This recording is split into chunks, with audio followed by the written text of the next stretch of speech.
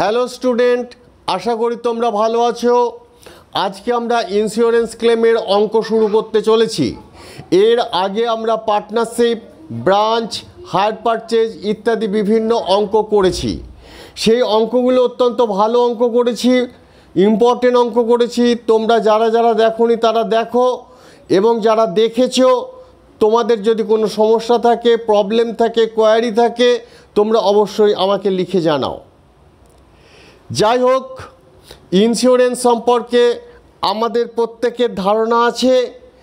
আমাদের যে ধারণাটা রয়েছে সেটা হচ্ছে লাইফ ইন্স্যুরেন্স, কিন্তু আমরা এখানে যে ইন্স্যুরেন্সের কথা বলছি সেটা হচ্ছে জেনারেল ইন্স্যুরেন্স। জেনারেল ইন্স্যুরেন্স কি না, আমাদেরকে প্রিমিয়াম জমা দিতে হবে। প্রিমিয়াম জমা দিলেই যে আমি ইন্স্যুরেন্সের টাকা রিকভারি করতে পারবো তার কোনো ব্যাপার নেই। যে পারপাসে আমরা ইন্স্যুরেন্সটা জমা দেব সেই ঘটনাটা যদি ঘটে, অকার করে, এবং তার যথাযথ নথি দিয়ে আমরা যখন ইন্স্যুরেন্স কোম্পানির কাছে ক্লেম করব, তখন ইন্স্যুরেন্স কোম্পানি আমাদের যে আমরা রিপোর্ট সাবমিট করব সেই রিপোর্টের উপর ভিত্তি করে তারা তদন্ত করে, এস্টিমেট করে, আমাদের সত্যতা যাচাই করে তারা আমাদের ক্লেমটাকে অ্যাকসেপ্ট করবে এবং আমাদেরকে রিইম্বার্স করবে। যাই হোক, এর বিভিন্ন প্রসিডিওর আছে, টেকনিক আছে, নিয়ম আছে। আমি এই কথাগুলো তোমাদের কাছে বোর্ডে লিখে দিয়েছি, তোমরা একটুখানি দেখে নেবে, বুঝে নেবে। আমার মনে হয় কিছু অসুবিধা হবে না। তবু আমি সংক্ষেপে একটুখানি কথা বলে দিচ্ছি। এখানে মেনলি আমরা আজকে স্টক লস সম্পর্কে বলবো। স্টক লস মানে অ্যাক্সিডেন্টালি স্টক লস হয়েছে এবং তার জন্য আমরা ইন্স্যুরেন্স কোম্পানির কাছে ক্লেম করব, তার বিভিন্ন প্রসিডিওরের কথা বলবো। সেই প্রসিডিওরের মধ্যে ফার্স্ট টেকনিক হচ্ছে যে আমাদের জিপি রেশিও বার করতে হবে। জিপি রেশিও লাস্ট বছরের ভিত্তিতে বা তার কয়েক বছরের ভিত্তিতে জিপি রেশিও বের করে যে পিরিয়ডে এই অ্যাক্সিডেন্টটা ঘটেছে তার জিপি রেশিও অনুযায়ী প্রফিট বের করে সেখান থেকে আমাদের এস্টিমেটেড কতটা স্টক লস হয়েছে সেটা বার করতে হবে।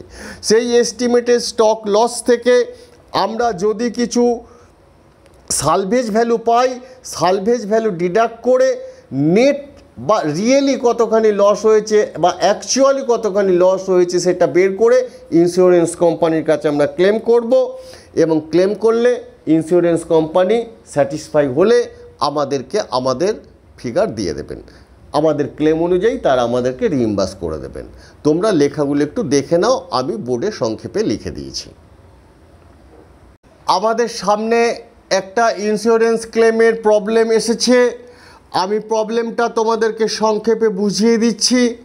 একটি কোম্পানিতে 31শে মে একটা দুর্ঘটনা ঘটেছিল। সেই দুর্ঘটনায় সেখানে প্রচুর পরিমাণে স্টক নষ্ট হয়ে গেছে। এই কোম্পানিটার অ্যাকাউন্টিং পিরিয়ড হচ্ছে জানুয়ারি টু ডিসেম্বর। এর মধ্যে জানুয়ারির 1 তারিখে এখানে স্টক ছিল 60,000 টাকা। এই স্টকের বেশিরভাগ পার্টি নষ্ট হয়ে গেছে। যা নষ্ট হয়েছে সেগুলোকে আমরা সালভেজ ভ্যালু হিসাবে বিক্রি করে পেয়েছি 13,500 টাকা। এই কোম্পানির পূর্ব ইতিহাস ঘেটে আমরা দেখতে পেয়েছি এই কোম্পানির গ্রস প্রফিট রেশিও মানে জিপি রেশিও হচ্ছে 30%, এবং এই কোম্পানি 1 জানুয়ারি থেকে 31শে মে পর্যন্ত সেল করেছে 1,53,000। আর এই পিরিয়ডের মধ্যে প্রোডাক্ট বা গুডস পারচেজ করেছে 1,08,500। অঙ্কটা খুব ছোট্ট অঙ্ক, কিন্তু ভালো অঙ্ক। কিভাবে অঙ্কটা করব তোমরা একটুখানি দেখো। এই ধরনের অঙ্ক করতে গেলে ভালো করে বোঝো, এই ধরনের অঙ্ক করতে গেলে আমাদের শুরু থেকে যেদিনে অ্যাক্সিডেন্টটা ঘটছে সেই দিন পর্যন্ত একটা মেমোরান্ডাম ট্রেডিং অ্যাকাউন্ট তৈরি করতে হবে। মেমোরান্ডাম ট্রেডিং অ্যাকাউন্ট মানে এটা অ্যাকাউন্টসের কোনো পার্ট নয়, এটা একটা ওয়ার্কিংস। এই ট্রেডিং অ্যাকাউন্টটা করতে গেলে আমরা এখানে আমাদের অনেক কিছুই অজানা থাকবে। সেই অজানা জিনিসগুলোকে আমরা প্রিভিয়াস রেকর্ড থেকে তথ্য কালেকশন করে তার উপর ভিত্তি করে আমরা করব। এই অ্যাকাউন্টটা করার মেন কারণ হচ্ছে এখান থেকে আমরা যেদিন অ্যাক্সিডেন্ট ঘটেছে সেই দিন সেই মুহূর্তে আমাদের গোডাউনে কতখানি স্টক ছিল সেটা আমরা জানতে চাই। এটা অ্যাকিউরেট স্টক নয়, এটা একটা ব্যালেন্সিং ফিগার বেরোবে এবং সেই স্টক আমরা মার্কেটে বিক্রি করে দেব, সালভেজ হিসেবে বিক্রি করে দেব। যে টাকাটা রিকভার করব সেই টাকাটা বাদ দেওয়ার পর নেট কতটা আমাদের লস হলো সেই লসটাই আমরা ইন্স্যুর কোম্পানির কাছে ক্লেম লজ করব। তারপর ইন্স্যুর কোম্পানি আসবেন, তদন্ত করবেন, ইনভেস্টিগেশন করবেন, আমাদের রিপোর্ট ভেরিফাই করবেন, অডিট করবেন। যদি ওরা স্যাটিসফাই হয় তাহলে ওরা আমাদের ক্লেম তাদের হিসাব অনুযায়ী আমাদেরকে রিইম্বার্স করবেন। সেই রিইম্বার্সমেন্টটা আমরা কিভাবে করছি বা কতটা করব, কতটা ক্লেম লজ করব, তারই একটা অঙ্ক আমি তোমাদের সামনে তুলে ধরেছি। তোমরা নিশ্চয়ই বোর্ডে দেখতে পাচ্ছ। দেখো, আমাদের অঙ্কটা জন্য আমরা প্রথমেই একটা ট্রেডিং অ্যাকাউন্ট করেছি। ট্রেডিং বলাটা আমার ভুল হচ্ছে, এটাকে মেমোরান্ডাম ট্রেডিং অ্যাকাউন্ট বলবে। এটা হচ্ছে 1 থেকে 31/5 পর্যন্ত এই পিরিয়ডের একটা মেমোরান্ডাম ট্রেডিং অ্যাকাউন্ট আমি করতে চাইছি। এখানে আমরা দেখতে পাচ্ছি 1 তারিখে এই কোম্পানির স্টক ছিল, অঙ্কে বলেই দেয়া আছে, প্রশ্নপত্রে বলেই দেয়া আছে, স্টক ছিল 60,000 টাকা, মানে ওপেনিং স্টক ছিল 60,000 টাকা। তোমরা আমি যে লিখছি বা করছি তোমরা আমার সাথে সাথে অঙ্কটাকে একটু ভাই দেখো। ওপেনিং স্টক ছিল 60,000 টাকা এবং এই পিরিয়ডের মধ্যে মানে 1 থেকে 31/5 মধ্যে এই কোম্পানি প্রোডাক্ট পারচেজ করেছিল 1,08,500 টাকা। এই কোম্পানি সেল করেছে এই পিরিয়ডের মধ্যে, আবার বলছি 1 থেকে 31/5 মধ্যে কোম্পানি সেল করেছে 1,53,000 টাকা।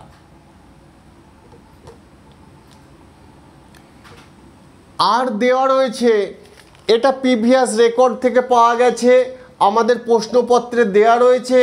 কিন্তু আমি ভাই তোমাদেরকে বলে দিচ্ছি, তোমরা যখন পরীক্ষা দিতে যাবে এখন আমি যে ফিগারটা লিখব এটা কিন্তু প্রশ্নপত্রে দেওয়া থাকবে না। তোমাদেরকে পুরানো একটা মেমোরান্ডাম ট্রেডিং অ্যাকাউন্ট করে সেখান থেকে আমি এখন যে ফিগারটা বার করছি সেই জিপি রেশিওটা কত তোমাদেরকে বার করতে হবে। জিপি রেশিও হচ্ছে, জিপি আমি সংক্ষেপে লিখে দিচ্ছি, জিপি রেশিও হচ্ছে জিপি মানে গ্রস প্রফিট ভাগ সেল ইন্টু 100। এটাই হচ্ছে জিপি রেশিওর ফর্মুলা। অর্থাৎ যত টাকা সেল হয়েছে সেলের কত % জিপি রেশিও সেটা বার করতে হবে। আমাদের এখানে প্রশ্নের মধ্যে বলে দেওয়া হয়েছে সেলের 30% আমাদের জিপি রেশিওতে আছে। তাই আমরা সেল জানি 1,53,000, তার 30% মানে হচ্ছে 45,900। এটা হচ্ছে এই কোম্পানির এক্সপেক্টেড জিপি। তাহলে আমরা একদিকে সমস্ত ফিগার পেয়ে গেছি। যদি কখনো ডাইরেক্ট এক্সপেন্স দেওয়া থাকে সেটাও তোমরা লিখে ফেলবে। যা যা থাকবে ট্রেডিং অ্যাকাউন্টে যায়, এই পিরিয়ডের মধ্যে যা যা ঘটেছে ট্রেডিং অ্যাকাউন্টে যায় সেগুলো লিখে ফেলে ভর্তি করে দেবে। ডেবিট এবং ক্রেডিট যোগ করবে। দেখো, ডেবিট দিকটা যোগ করলে হচ্ছে 2,14,400। ক্রেডিট দিকেও লিখে দিলাম 2,14,400। কিন্তু ক্রেডিট দিকে সেল আমরা পেয়েছি 1,53,000। আমি লাল কালি দিয়ে একটা ফিগার লিখেছি, ক্রেডিট দিকে ক্লোজিং স্টক দেখো লেখা নেই, এটাই আমাদের নষ্ট হয়ে গেছে। সেটা হচ্ছে ব্যালেন্সিং ফিগার বার করে আমি দেখতে পাচ্ছি 61,400। আমি লিখে দিচ্ছি 61,400। দেখো, ক্লিয়ার লিখে দিয়েছি ব্যালেন্সিং ফিগার। অর্থাৎ আমরা মেমোরান্ডাম ট্রেডিং অ্যাকাউন্ট থেকে আমরা একটা ব্যালেন্সিং ফিগার পেলাম। যেদিনে আমাদের অ্যাক্সিডেন্টটা ঘটেছে সেই দিন আমাদের গোডাউনেতে 61,400 টাকার স্টক ছিল। এই স্টকটাই আমাদের অ্যাক্সিডেন্টে লস হয়ে গেছে। তার মধ্যে আমরা কিছু টাকা লস প্রোডাক্টের কিছু মার্কেটে বিক্রি করে রিকভারি করতে পেরেছি, আর বাকি রিকভারি করতে পারিনি। যেটা পারিনি সেটাই আমরা ইন্স্যুর কোম্পানির কাছ থেকে ক্লেম করব। তার জন্য আমাদের আর একটা ছোট্ট স্টেটমেন্ট করতে হবে। স্টেটমেন্ট থেকে নেট কতটা আমরা ক্লেম করব সেটা বার করব। আশা করি তোমরা আমার এই স্টকের জন্য যে আমি মেমোরান্ডাম ট্রেডিং অ্যাকাউন্টটা করেছি তোমরা বুঝতে পেরেছো। এখন আমি একটা কতখানি আমি ক্লেম ইন্স্যুর কোম্পানির কাছে করব সেটা একটা করে দেখাচ্ছি। এখন আমরা মেমোরান্ডাম ট্রেডিং অ্যাকাউন্ট থেকে কতটা স্টক ছিল সেটা আমরা বের করেছি। এই স্টকের কিছুটা পোর্শন আমরা মার্কেটে বিক্রি করে টাকা কিছুটা রিকভারি করতে পেরেছি, আর যতটা রিকভারি করতে পারিনি সেটাই আমরা ইন্স্যুরেন্স কোম্পানির কাছে ক্লেম লজ করব। সেই ফিগারটাই আমি তোমাদের এখানে করে দেখাচ্ছি।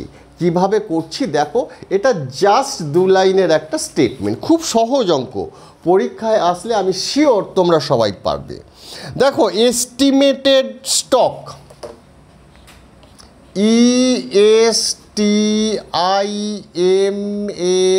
ESTIMATED, estimated stock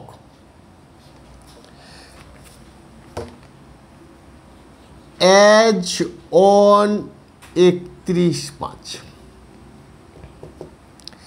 61,400।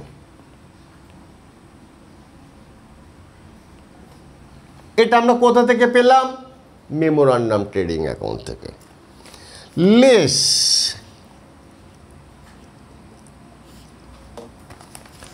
Stock value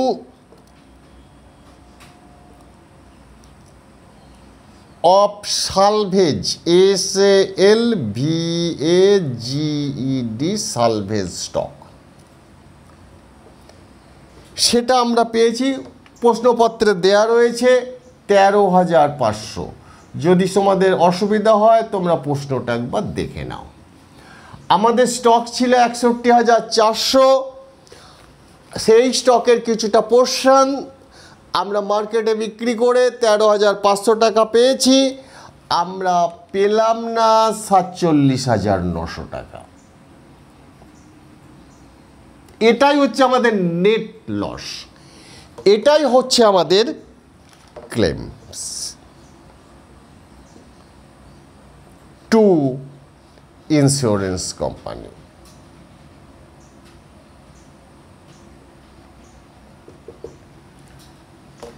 আশা করি তোমরা বুঝতে পেরেছো।